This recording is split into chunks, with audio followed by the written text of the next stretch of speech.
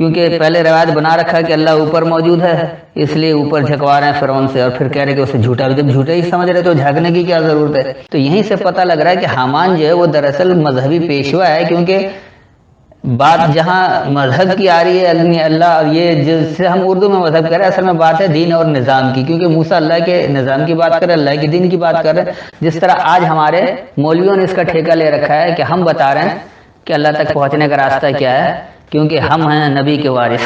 السلام علیکم۔ آج حامان کے سلسلے میں ذرا وضاحت کرنے کہ قرآن سے حامان کیا ہے۔ تو حامان لفظ قرآن میں 6 جگہ آیا ہے، تو آئیے ان سب کو ایک ایک کر کے دیکھ لیتے ہیں۔ 3 جگہ سورہ قصص میں ہے، سورہ عنکبوت میں 1 جگہ ہے، اور سورہ مومن میں 2 جگہ ہے۔ اس طرح یہ 6 جگہ صرف حامان ہے، تو ان سب کو اکٹھے ہی دیکھ لیتے ہیں۔ اس وقت میرے پاس حافظ نذر احمد کا ترجمہ ہے، تو پہلے میں اس سے بتا دوں گا اور پھر اپنی فہم سے جو سمجھ میں آتا ہے وہ آپ کو بتاتے ہیں۔ تو آئیے سب سے پہلے سورہ قصص یعنی سورہ نمبر 28 اور اس کی آیت نمبر پہلے 6، وَنُمَكِّنَ لَهُمْ فِي الْأَرْضِ وَنُرِيَ فِرْعَوْنَ وَحَامَانَ وَجُنُودَهُمَا مِنْهُمْ مَا كَانُوا يَحْذَرُونَ، جن کا ترجمہ اور ہم انہیں حکومت دیں ملک میں، اور ہم فرعون اور حامان اور ان کے لشکر کو ان کمزوروں کے ہاتھوں دکھا دیں جس چیز سے وہ ڈرتے تھے۔ تو یہ کیا چیز ہے؟ یہاں پر دیکھیے فرعون حامان 2 ایک ساتھ آئے۔ وَنُمَكِّنَ، اور ہم انہیں با اختیار کریں، مکن کہتے ہیں با اختیار ہونے کو، اس لیے حکومت کو بھی مکن کہا جاتا ہے، جس کے پاس احکامات کی قدرت ہو اس کو بھی مکن میں کہا جائے گا، یعنی جو با اختیار ہو جائیں۔ تو ہم نے انہیں با اختیار کیا، کس میں؟ لہم فی الارض، ان کے لیے زمین میں، وہ ہم سے با اختیار ہوئے ان کے لیے زمین میں۔ وَنُرِيَ فِرْعَوْنَ وَحَامَانَ، اور ہم دکھا دیں فرعون اور حامان، وَجُنُودَهُمَا، اور ان دونوں کے لشکروں کو، منہم، ان سے، ما كانوا يحذرون، جو وہ اس سے چوکنا ہوتے ہیں یا جو وہ اس سے ڈرتے ہیں۔ حذر کہا جاتا ہے احتیاطی طور پر ڈرنے کو یا چوکنا رہنے کو۔ تو اس کا جو رواں ترجمہ ہو گیا،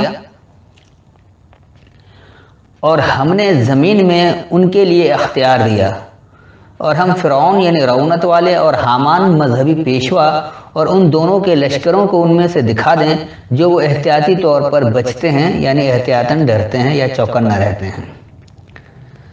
اب آ جائیے اسی کی آیت نمبر 8، یہاں پھر حامان لفظ استعمال ہوا ہے۔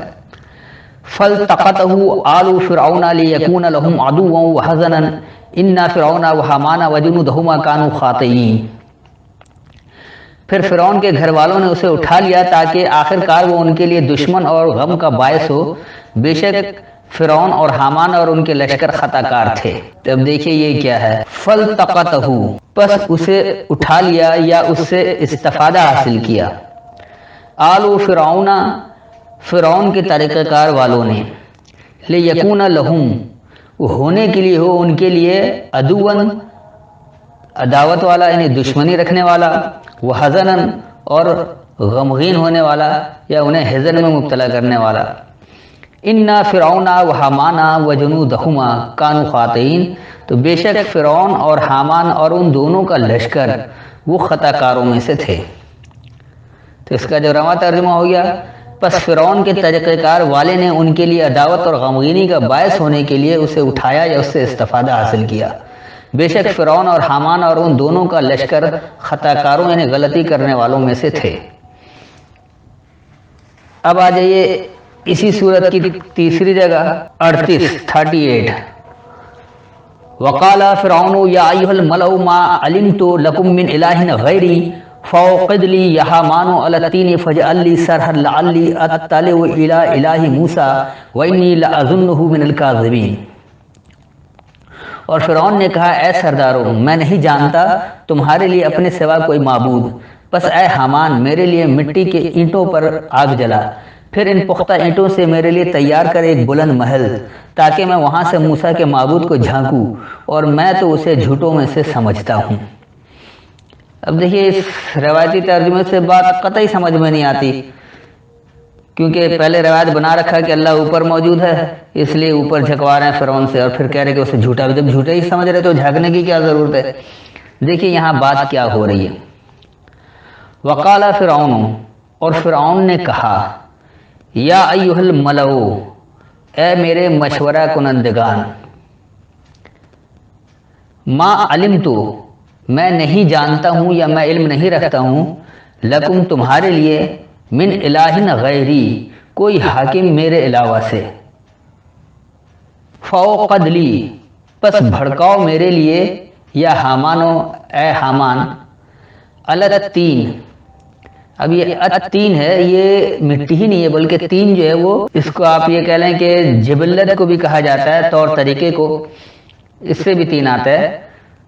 تو وہ کہہ رہا ہے کہ بھڑکاؤ میرے لیے اے حامان، اس نیت پر، یعنی اس جبلت پر یا اس تین پر، فجعل لی، پس بنا دو میرے لیے، سرہن، سرہن کہا جاتا ہے کسی بھی معاملے کو کھول کر واضح کر دینا، یعنی معاملے کی وضاحت، کھولنا اور اس کو نمایاں کر دینا، یا کھولنا اور اس کو واضح کر دینا، کھل کر صاف ہو جانا، تو اس لیے اس کو آپ معاملے کی وضاحت کہہ سکتے ہیں، سرحد۔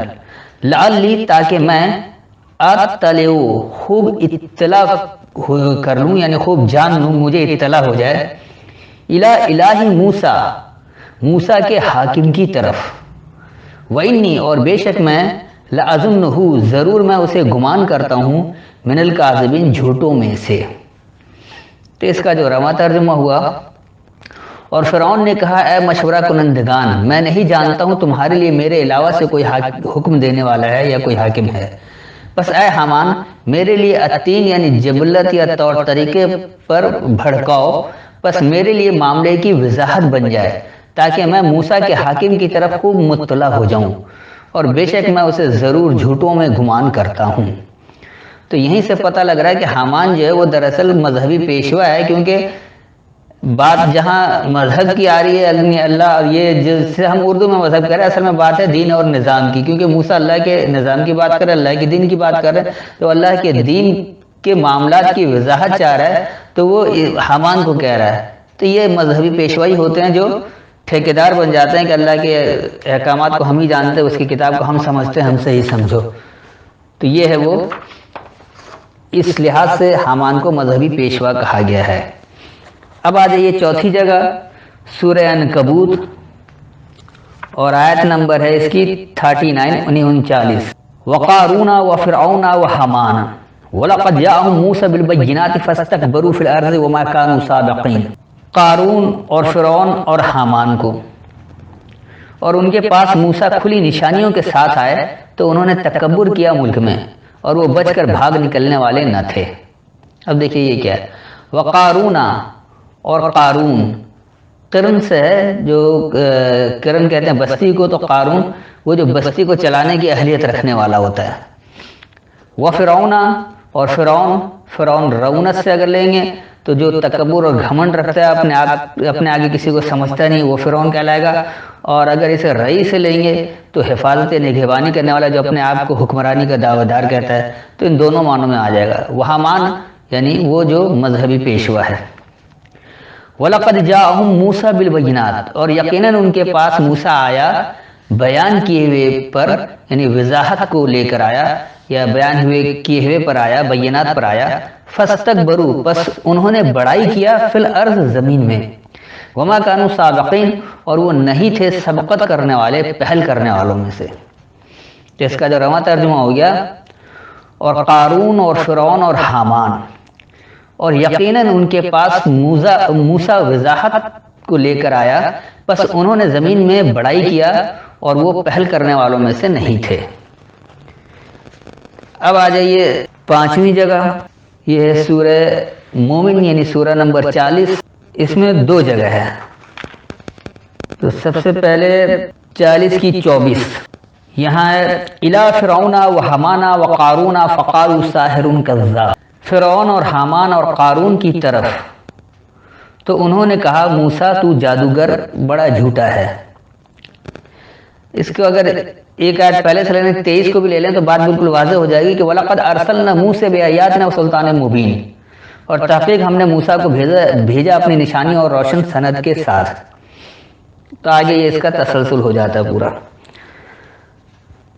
وَلَقَدْ أَرْسَلْنَا، اور یقیناً ہم نے بھیجا موسیٰ کو بِآيَاتِنَا، اپنی آیتوں پر، وَسُلْطَانٍ مُّبِينٍ، یعنی واضح دلیل پر، الی فرعون و حامان و قارون، فرعون اور حامان اور قارون کی طرف، فقالوا پس انہوں نے کہا، ساحر، یہ باطل کو حق ثابت کر رہا ہے، کذاب اور جھوٹا ہے۔ اس کا جو رواں ترجمہ ہو گیا، اور یقیناً ہم نے موسیٰ کو اپنی آیتوں اور واضح دلیل پر بھیجا، فرعون اور حامان اور قارون کی طرف، بس انہوں نے کہا یہ باطل کو حق ثابت کر رہا ہے اور جھوٹا ہے، باطل کو حق ثابت کرنے والا جھوٹا ہے۔ اب آ جائیے اسی سورت کی آیت نمبر 40 کی 36۔ وقال فرعون یا حامان ابلی سرحل لعلی ابلغ الاسباب، اور فرعون نے کہا، اے حامان میرے لیے ایک بلند عمارت بنا، شاید کہ میں راستوں تک پہنچ جاؤں۔ اگر اس کی ایک آیت اور لے لیں تو بات انتہائی واضح ہو جائے گی۔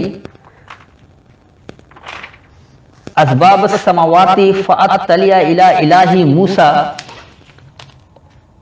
وانی لاظنہ کاذبا وکذلک زین لفرعون سوء عملہ وصد عن السبیل وما کید فرعون الا فی تباب۔ آسمانوں کے راستے، پس میں موسیٰ کے معبود کو جھانک لوں، اور بے شک میں اسے البتہ جھوٹا گمان کرتا ہوں، اور اسی طرح فرعون کو اس کے برے عمل آراستہ دکھائے گئے اور وہ روک دیا گیا سیدھے راستے سے، اور فرعون کی تدبیر صرف تباہی تھی۔ تو یہاں سے بھی واضح ہے کہ اصل میں حامان ہے کیا۔ فرعون تو واقعی اقتدار والا طبقہ، رعونت والا، گھمنڈ والا۔ آئیے دیکھیے یہ ہے کیا۔ وقال فرعون، اور کہا فرعون نے، یا حامان، اے حامان، یعنی اے مذہبی پیشوا یا جو دین کے ٹھیکیدار ہیں، جیسے آج کے ہمارے مسلمانوں میں مولوی، ابن لی سرحن، اب انہوں نے تو کہہ دیا کہ بلند عمارت بنا، یہاں لفظ عمارت ہے ہی نہیں۔ سرحن جیسے کہ پہلے بھی بتا چکا ہوں کہ وضاحت کو کہا جاتا ہے، کسی بھی معاملے کو کھول کر صاف کر دینے والا، وضاحت کرنے والا، اس کو سرحن کہا جاتا ہے۔ اور ابن لی جو ابن کہا جاتا ہے بنیاد کو، تو میرے لیے بنیاد کو کھول کر واضح کر دو، لالی، تاکہ میں ابلغ الاسباب، خوب پہنچوں اسباب کو۔ سبب کی جمع اسباب ہے، یعنی کہ کون کون سے سبب ہیں جس کی وجہ سے اس تک پہنچ سکیں۔ ہر احکامات کے بھی اس کے پیچھے سبب کیا ہوتا ہے۔ میں نے اسی لیے ایک آیت اور لے لیا تاکہ معاملہ مزید واضح ہو جائے کہ اسباب السماوات، یعنی اسباب وہ، سبب وہ بلندیوں والا، فاطلع، کہ پس مجھے بھی خوب اطلاع ہو جائے، الی الہ موسیٰ، موسیٰ کے حاکم کی طرف، یعنی موسیٰ جسے حاکم کہہ رہا ہے تو مجھے بھی اطلاع ہو جائے اس کے حاکم کی طرف کہ یہ بلندی کے اسباب کیسے ہیں۔ وانی، اور بے شک میں، لاظنہ، ضرور اسے گمان کرتا ہوں، کاذبا، جھوٹا، ایک جھوٹا، وکذالک، اور اسی طرح، زینا، مزین ہے، آراستہ ہے یا خوشنما ہے، لفرعون، فرعون کے لیے، سوء عمل ہی، اس کا برا عمل،